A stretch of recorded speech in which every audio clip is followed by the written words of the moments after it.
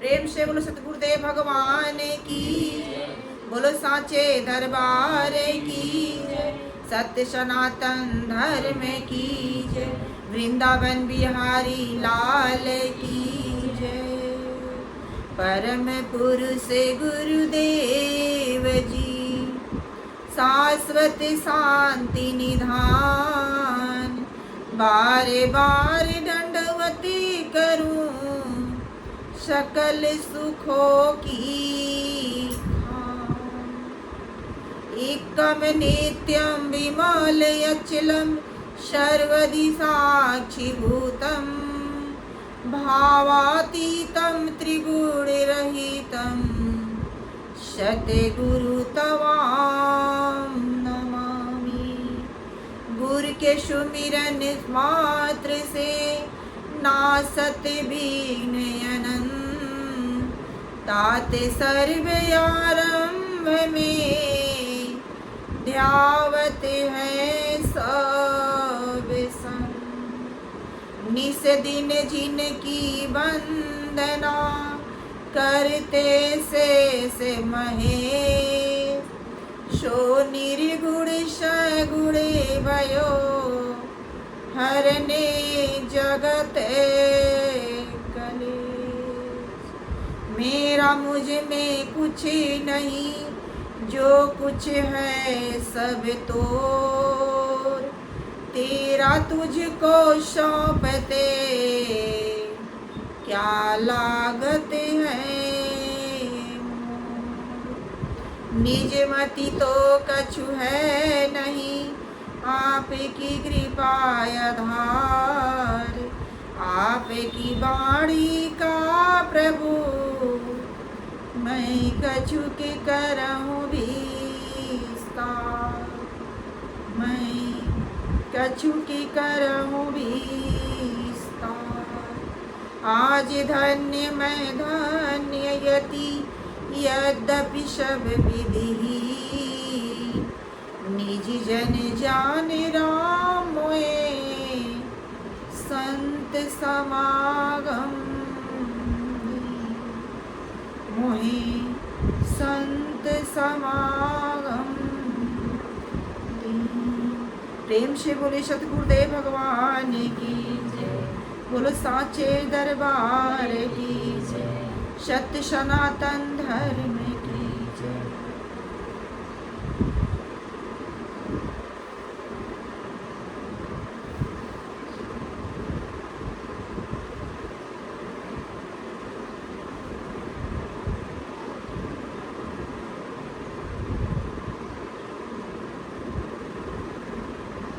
यहाँ पर उपस्थित हमारे भाई बहन, बहुत ही हर्ष का विषय है जो आज हम लोगों को सत्संग सुनने का अवसर मिला। बड़भागी हम जीव हैं जो आज सत्संग की गंगा में डुबकी लगाने का हमें अवसर, हमारी तरफ देखेंगे भैया, सत्संग बड़े भाग्य से मिलता है। ऐसे मिलता जब परमात्मा की दया हो जाती है हमारे ऊपर, जिसे प्रभु अपना बनाना चाहते हैं, अपने गोद में बिठाना चाहते हैं और अपने परम धाम ले जाना चाहते हैं, उन्हीं को संतों का संग और सत्संग की प्राप्ति जो आज हम लोग को मिला है, जो हम लोग को मिला है, भाग्य से मिला है ये अवसर। जिस अवसर के बारे में तुलसीदास जी कहते हैं कि एक घड़ी आधी घड़ी, आधी में पुनियाद, तुलसी संगत साधु की कटे कोट अपराध। तुलसीदास जी कहते हैं इसी घड़ी के बारे में, एक घड़ी, कितना? एक। आधी घड़ी, आधी में पुनियाद, एक घड़ी नहीं तो आधी, उसका अगर आधा भी नहीं मिला तो उसका आधा, यानी पुनियाद। तुलसीदास जी कहते इतना भी समय अगर हमको साधु संगत में यानी सत्संग मिल जाता है तो कटे कोट अपराध। ध्यान देंगे आप लोग, कोट अपराध है। इतना भी समय पुनियाद, थोड़ा सा भी समय अगर हमको मिल गया सत्संग तो हमारे करोड़ों अपराध कट जाते हैं। कितने अपराध? कोट यानी करोड़ों अपराध कट जाते हैं। ये हम नहीं, ये तुलसीदास जी कह रहे हैं। कौन कह रहे हैं? तुलसीदास जी, जो रामचरितमानस की रचना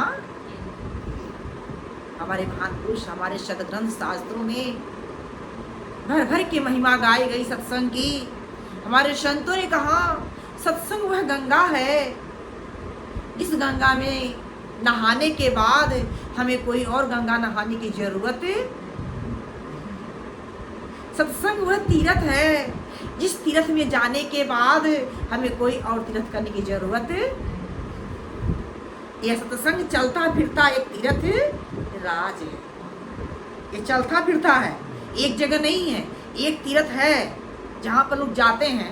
साल भर में 6 महीने में जाते हैं वहाँ पर तीर्थ करने के लिए, गंगा नहाने के लिए जाते हैं वहाँ पर। वहाँ अस्थाई है, वहाँ पर आपको चल के जाना पड़ता है। लेकिन यह गंगा जो है ये चलता फिरता, हमारे संतों ने क्या चलता फिरता तीर्थ राज है। संतों ने कहा मुद मंगलमय संत समाजू जो जग जंगम तीर्थ। ये अमंगलों को मंगल करता है, हम नहीं, हमारे महान पुरुषों का कहना है। ये अमंगलों को मंगल कर देता है, मंगल का मूल है। तीर्थों का क्या है? सभी तीर्थों का राजा, तीर्थ राज कहे, तीर्थों का राजा। और राजा के पास अगर आप चले गए तो किसी और के पास जाने की जरूरत है? राजा के पास तो सब कुछ मिल जाता है। राजा के पास किसी चीज की कमी है? कोई कमी, इसलिए तीर्थों का राजा कहा गया। इस तीर्थ में अगर आप आते हैं तो कोई और तीर्थ करने की जरूरत। ऐसा गंगा है, इस गंगा में आने के बाद अभी आप लोगों ने भजन सुना कि महापापी को भी पावन बना देते हैं। पापी नहीं, महापापी को भी पावन बनाने की क्षमता रखते हैं। कौन? साधु जन। तो कैसे? हृदय में। कहाँ? कान में नहीं, आंख में नहीं, मुंह में नहीं, हृदय में। पावन कब बनाते हैं? हृदय में ज्ञान की अग्नि, वो ज्ञान की अग्नि जला करके। कौन सी अग्नि? ज्ञान की अग्नि जला करके। जब ही नाम हृदय धरा भया पाप का नाश, जैसे चिनगी आग की पड़ी पुरानी घास। वो ज्ञान की अग्नि, जब संत वो ज्ञान देते हैं, ज्ञान के साथ जब ज्ञान देते हैं ना, तो उस हृदय में वो ज्ञान की अग्नि जब जलाते हैं तो प्रभु का नाम को दे करके, जो नाम हमारे अंदर चल रहा है, उसी नाम का जब बोध करते, जब ही नाम हृदय धरा, हृदय में, कान में नहीं, जब ही नाम हृदय धरा भया पाप का। जब हृदय में वो ज्ञान रूपी अग्नि जलती है, यानी जब नाम आता है तो हमारे सारे पापों का क्या होता है? नाश होता है। क्या होता है? ध्यान देंगे आप लोग, हमारे पापों का नाश होता है। जब ही नाम हृदय धरा भया पाप का नाश। जैसे चिनगी आग की, खूब घास यानी पुराने घास का ढेर लगा हो, पूरे बहुत पुराना हो, एकदम कूड़ा भरा हो, घास का ढेर लगा हो, लेकिन उसमें मात्र एक चिंगारी फेंक दो तो जल करके वो राख हो जाता है। ठीक हमारे भाइयों पाप का नाश कर जाने, कितने जन्म जन्मांतर का जो पाप होता है ना, जब हृदय को ज्ञान की अग्नि जलती है ना, तो सारे पापों को क्या कर देती है? जलाकर राख। हृदय में ज्ञान की अग्नि जला देते हैं साधु जन, अब महापापी को भी पावन बना देते हैं साधु जन। साधु होते पापी नहीं, महापापी को भी पावन बना। पापी और महापापी में अंतर होता है। पापी जो होता है छिप के पाप करता, महापापी जो होता है वो सरेआम खुलेआम पाप करता। जैसे रत्नाकर डाकू कहानी आप लोग सुनते आते हैं, वो पापी नहीं, वो महापापी थे। महापापी उन्हें पाप करने में जरा सा भी भय, किसी की हत्या करना, किसी के गला काट देना उनके लिए कोई बड़ी बात है। चोर जो होता है, जिसके जेब में पैसा हो उसी के जेब में वो चोरी करता है, उसी घर में डाका डालता है। लेकिन वो ऐसे खूंखार डाकू थे, ये नहीं देखते थे कि आपके जेब में कुछ है या नहीं। रत्नाकर डाकू जो थे ना, वो ये नहीं देखते थे कि आपके जेब में कुछ है या नहीं। पहले क्या करते थे? पहले गला काट देते थे, पहले फरसा चला देते थे, गला काट देते थे। उसके बाद अगर आपके पास है तो ले लिए, या नहीं है तो कोई उससे उन्हें कोई पछतावा होता नहीं था कि चलो भाई इसके पास कुछ नहीं है, तुमने इसके मैं ऐसे ही मार दिया, ऐसा कुछ नहीं। इतने खुखार डाकू के इतिहास गवाह है। ऐसे आतंक मचा हुआ था, उनके पापों का इतना भराभार हो गया था कि उनके नाम को सुन करके लोग डर के मारे मर जाते थे। डर से ही मर जाते, जहां कोई सुन जाए। कितने तो डर के उनके नाम को सुन करके कितने एकदम डर के भयभीत होकर मैदान छोड़ देते थे। रात में अगर बच्चा सोया है, उठ गया, रो रहा है, माँ इतना ही कहती कि बेटा चुप हो जाने तो रत्नाकर डाकू आ जाएगा। वो छोटा सा बच्चा रत्नाकर के नाम से, भय से वो तुरंत चुप हो जाता था। इतना आतंक मचा हुआ था रत्नाकर डाकू का। लेकिन उनके जीवन में जब नारद मिले, पापों का ज़्यादा ही बढ़ गया, ज़्यादा ही अत्याचार होने लगा। जब ज़्यादा अत्याचार होने लगता है धरती पर संत को आना पड़ता है। आग लगे आकाश में झरझर गिरे अंगार, असंत न होते जगत में जल मरता। आग लगी है, कहते आग लगे आकाश में, झरझर गिरे अंगार गिर रहा है। तो कैसी आग लगी हुई है? काम क्रोध लोभ मोह अहंकार की आग लगी हुई है। ऐसी में सब है, सबके अंदर बाहर है, सबके अंदर ही आग लगा हुआ है। बाहर के आग से तो एक बार बच जाएंगे, अंदर जो आग लगी है उससे कैसे बचेंगे भाई? लेकिन उससे बचने का बस मात्र एक रास्ता है। जब हमारे जीवन में संत मिलते हैं तो अपन शीतलता रूपी वाणी को बिखेर करके और हमारे अंदर की जो आग लगी है, काम क्रोध लोभ मोह अहंकार, उस आग को क्या करते हैं?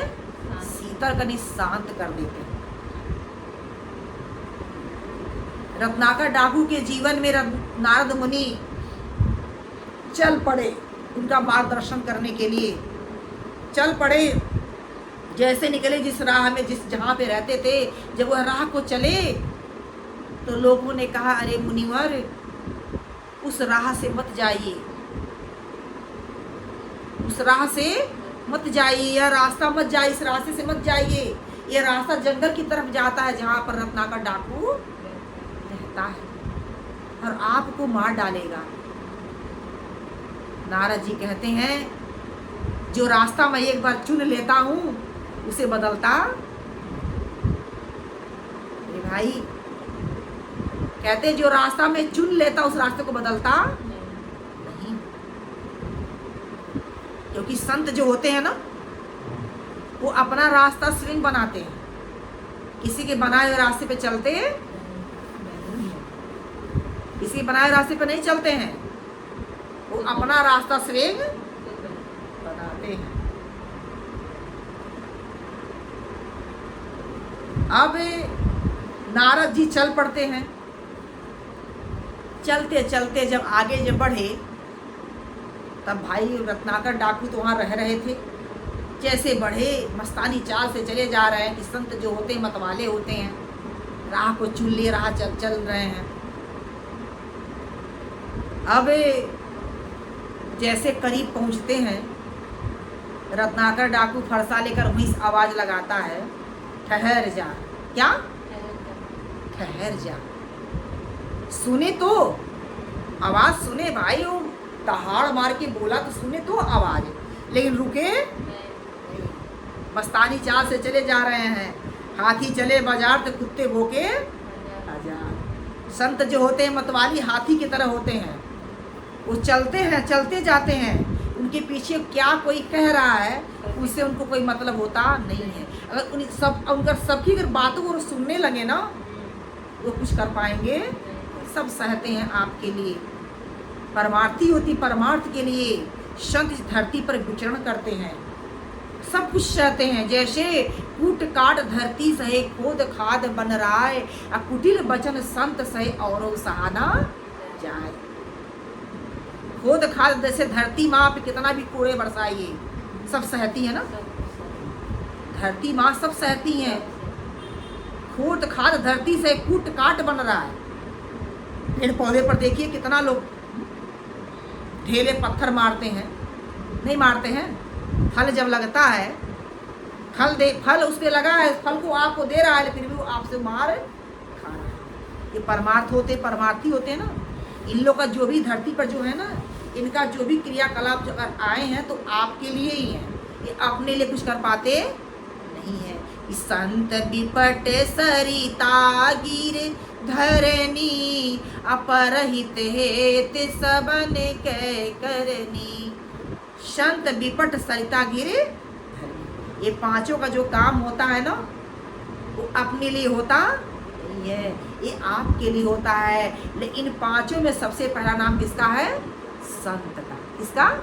संत का। ये जो चारों है, इनसे का कुछ आपको प्राप्त करना है ना, सरिता गिर धरनी, ये जो चार है ना, इनसे अगर कुछ आपको लेना है ना, तो इनके पास आपको चल के जाना पड़ेगा। क्या? चल के जाना पड़ेगा। जैसे सरिता नदी को कहा गया, नदी तो अपना पानी स्वयं पीती नहीं है, नदी का पानी तो हमारे आपके लिए होता है। अगर उसका पानी पीना है आपको, तो वहाँ पर चल के आपको जाना। अगर वहाँ पर आप चल के नहीं गए तो वहाँ का पानी आप पी सकते, वो पानी आपको मिल सकता। धरती माँ, धरती के माँ के पास भी अगर आपको कुछ पाना है, उससे अन्न अगर उपजाना, अन्न लेना है, फसल तैयार करना है, तो वहाँ पर जा करके आपको वहाँ धरती माँ के पास आपको जाना पड़ेगा। वहाँ पर आपको बीज डालना पड़ेगा, तब आपको पहले वो सब उनका जो भी कुछ तैयार होगा उनके लिए, आपके लिए होगा, लेकिन पहले आपको चल के वहाँ पर जाना। विपट, वृक्ष को विपट कहा गया।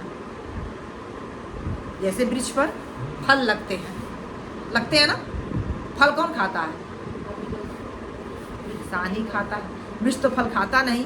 वृक्ष कब हो ना फल भके, नदी न संचे नीर, अपरमार्थ के कारणे संतन धरा शरीर। वृक्ष कबहू ना फल भके, यानी वृक्ष जो होता है, पेड़ अपना कभी फल खाता। नदी न संचे नीर, नदी अपनी पानी पीती नहीं है। ठीक इसी प्रकार परमार्थ के कारणे, यानी दूसरे के हित के लिए संतन धरा शरीर, संत अपने शरीर को धारण करते हैं। वृक्ष पर फल लगता है, फल को पाने के लिए आप जब तक वृक्ष के पास नहीं जाएंगे, आपको मीठे मीठे फल मिलने वाले। आप उसके पास जब तक नहीं, तो आपको छांव नहीं मिलेगा, आपको उसके पास चल के जाना पड़ेगा।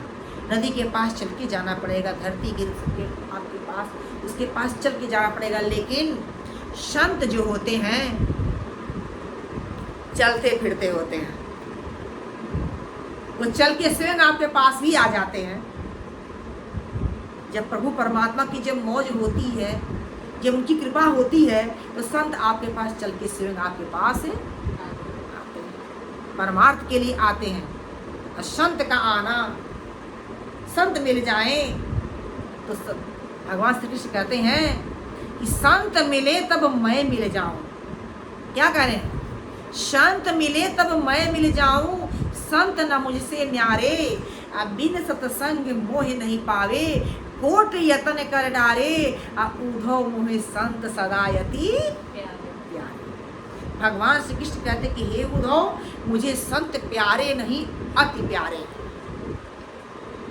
क्या? अति प्यारे। तो क्यों प्यारे हैं?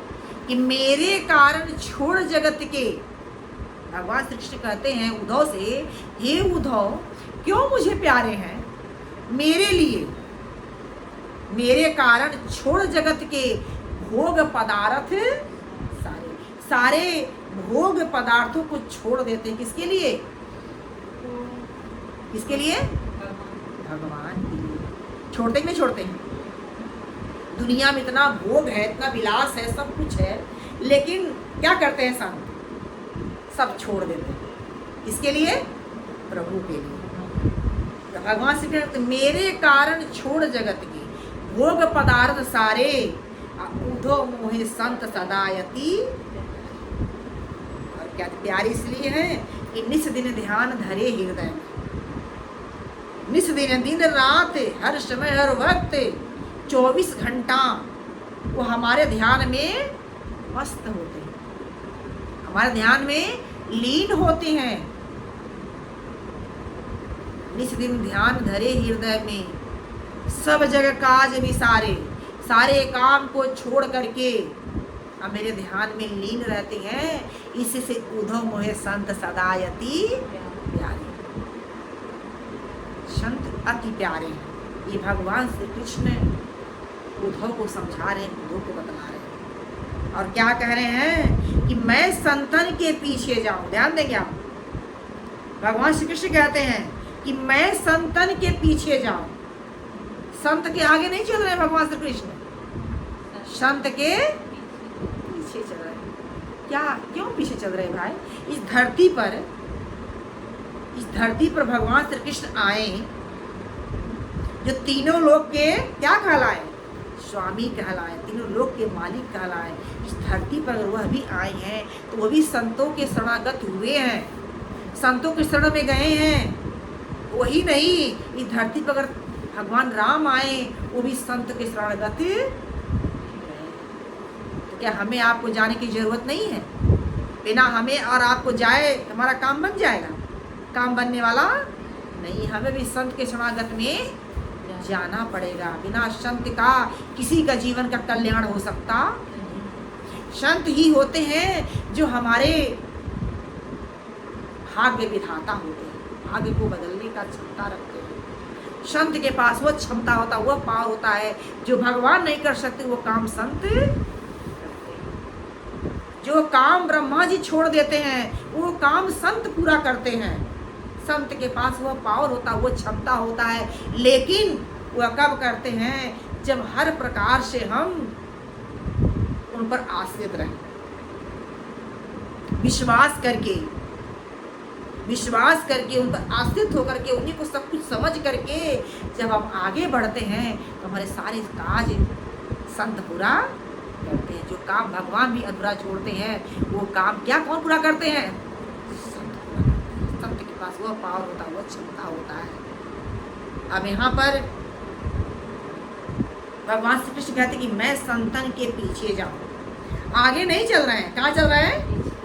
पीछे चल रहे हैं। कि मैं संतन के पीछे जाऊं, और जहाँ जहाँ संत सिधारे, जहाँ जहाँ संत जाते हैं मैं उनके पीछे पीछे जाता हूँ। आगे नहीं चल रहे हैं, कहाँ चल रहे हैं? पीछे चल रहे हैं। तो क्यों पीछे चलते हैं भाई? चलने के पीछे कारण यह है, भगवान श्री कृष्ण कहते कि उद्धव से कि हे उद्धव, मैं पीछे क्यों चलता हूँ? इसके पीछे कारण है। वह कारण क्या है? चरण रज निज अंग लगाओ। जब संत चलेंगे आगे ना, उनके चरणों की धूली जब उड़ेगी ना, तो मेरे शरीर पर उड़ करके आएगी। संत के चरणों की धूली को पाने के लिए भगवान श्री कृष्ण संत के पीछे पीछे चल रहे हैं। चरण रज निज अंग लगाओ, के चरणों का रज, चरणों की धूली अपने अंग में मैं धारण करता हूँ। शोधूं गात हमारे, अपने आप को मैं बहुत भाग्यशाली समझता हूँ। इसी से हे उद्धव, संत सदा अति प्यारे। भगवान श्री कृष्ण ही नहीं, जब भगवान राम भी त्रेता में आए ना, जब माँ शिवरी की जब कुटिया में गए, शिवरी को जो नौदा भक्ति समझा रहे थे, तो उसमें सातवीं भक्ति क्या समझाते हैं शिवरी को? हे शिवरी, इस सातों सम मोहि मैं जग देखा, अब मोते संत अधिक करे देखा। सातवीं भक्ति यह बताए हैं भगवान राम शिवरी को, हे शिवरी, सातवीं भक्ति है कि संत सातों सम मोहि मैं जग देखा, अब मोते संत अधिक करे देखा। सातवीं भक्ति है कि मुझसे भी अधिक संतों को जानना। सातवीं भक्ति बताए। यहाँ श्री कृष्ण भगवान श्री कृष्ण कहते हैं, संत मिले तब मैं मिल जाऊं। हे उद्धव, अगर संत मिल जाते हैं ना तो समझो मैं मिल गया, मैं मिल गया। संत ना मुझसे यारे, संत मुझसे कभी अलग होते, संत कभी मुझसे अलग नहीं होते, ना मैं संतों से अलग होता हूँ। लेकिन एक शर्त लगाते हैं, क्या?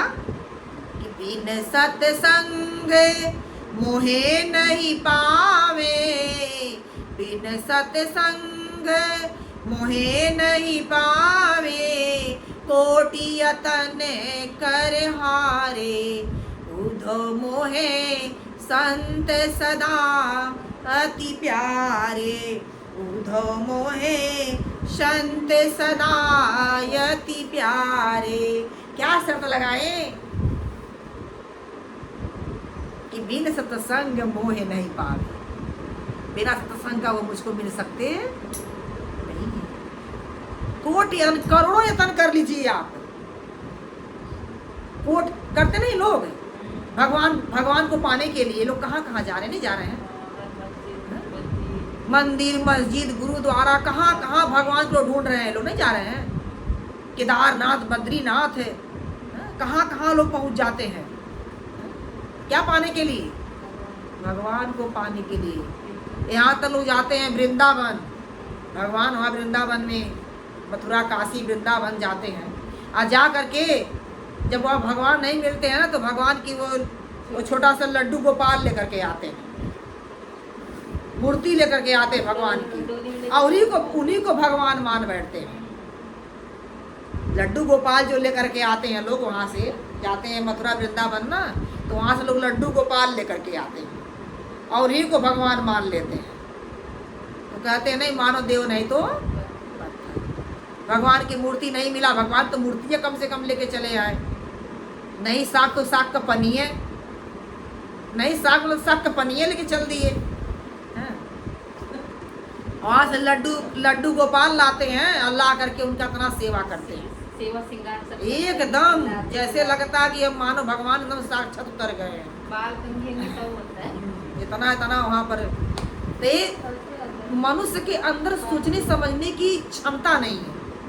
भगवान ऐसे मिल जाएंगे, अपने हाथे मूर्ति गढ़ते, भगवान उसे बताते, जिस काया में प्रभु खुद बैठा उसका गला दबाते। अरे भगवान को पाना है तो भगवान को पाने के लिए जो रास्ता सदियों से लोगों ने अपनाया, भगवान तक पा करके, वो रास्ता हमें भी अपनाना पड़ेगा। जब तक वो रास्ता हम नहीं अपनाएंगे, हमें भगवान मिल सकते। कितना भी मथुरा, काशी, वृंदावन चले जाइए, कितना भी लड्डू गोपाल की पूजा कर लीजिए, राधे राधे कहिए, कृष्ण कृष्ण कहिए, ऐसे भगवान मिलने वाले नहीं है। भगवान को पाने का जो तरीका है, जब तक वह तरीका, वह विधि आप नहीं अपनाएंगे, भगवान मिल सकते। और जिसको मिला उनको वह विधि अपनाना पड़ा। अब वह विधि कब मिला, कैसे मिला? संतों के शरणागत होगा। जब संत के शरण में गए हैं तो संत ने वह रास्ता बताई, वह विधि बताया है, जिस रास्ता के द्वारा उन्हें भगवान की प्राप्ति। अच्छा, भगवान ही मिल जाएंगे तो हमारे जीवन में किसी चीज़ की कमी है?